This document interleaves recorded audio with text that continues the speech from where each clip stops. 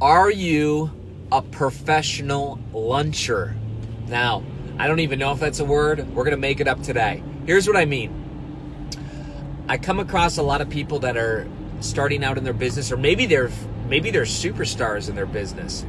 But oftentimes they get these requests from complete strangers that basically say, hey, can I take you out to lunch and can I pick your brain? And I don't know anybody who doesn't get these emails if they're really good at their craft, if they're really good at what they do.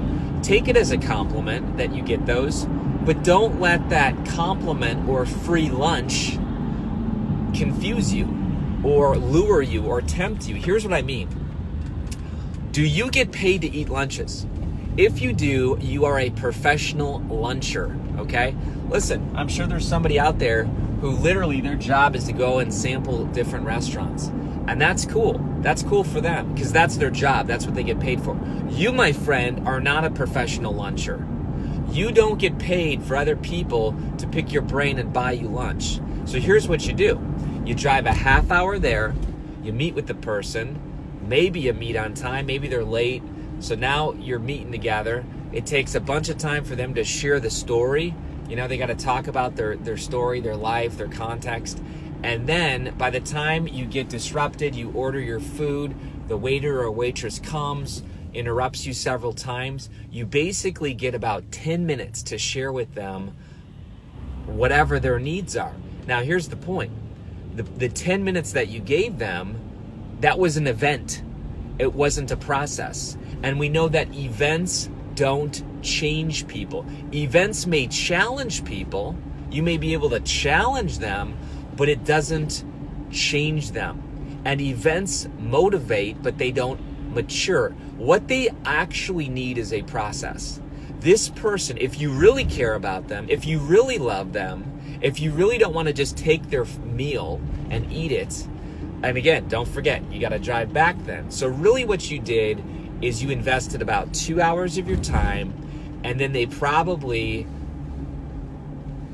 took some of your mental energy getting there, and now you're driving home and you're thinking about their problems, you're thinking about their situation. So now it's about 3 hours. So you basically spend 3 hours of your day for a $10, maybe $15, maybe $20 meal. Now, if you tell me that your hourly rate is $100, $500, $5,000, I don't care.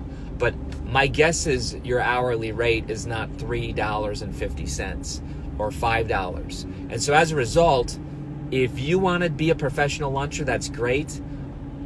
But let's face it, you cannot build a business model, a sustainable business model around eating lunches. And I would argue that you didn't even really help the person. What I prefer to do is when someone asks to say, hey, can I pick your brain for lunch? What you should do is you should say, thank you so much for the invitation. Can you please be a little bit more specific? What would you like to discuss? Or what are your questions? Or what are your issues? And you can actually do this yourself, or you can have an assistant do this. You could even have a separate email that's you, but it's just info at your email. And that way they're not thinking it's you, you know? That way you're kind of protecting yourself a little bit.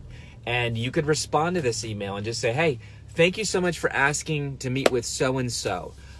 In order to prep him or her for this request, what topics would you like to discuss? What is your one question? Why do you want to pick his brain? And what they'll do is it'll force them to get clear. And many times they don't even have clarity.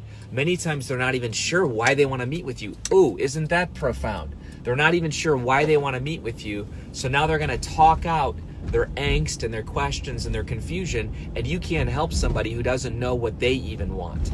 So that question alone will force them to get clear. Now, what else? I'll tell you what else. We're going to pop over right here because I'm almost there. But what else? So now you got the whole question thing going on. But here's what else is cool. Once they say what they want, you probably have a video for it. You probably have an ebook. You probably have a book. You probably have something that you've created. And if you haven't, there's your assignment. In other words, people are probably coming to you and asking the same question over and over and over again. And if you do a quick YouTube video, now you can send that to them And you don't have to spend the 2 hours. It's up to them to watch it. And here's what else you can do. You can say, you know what?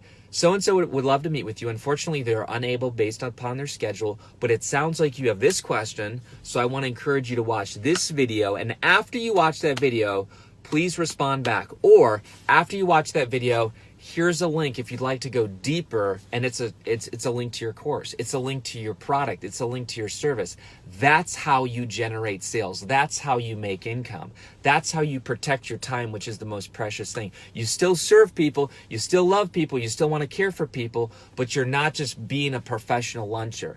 If you like this video, if this has hit a chord with you, if this has helped you in any way, please, please, please share this. Tag somebody, because here's why. There's way too much of the world that are being professional lunchers, and there's way too many of us who are asking other people to be professional lunchers to us.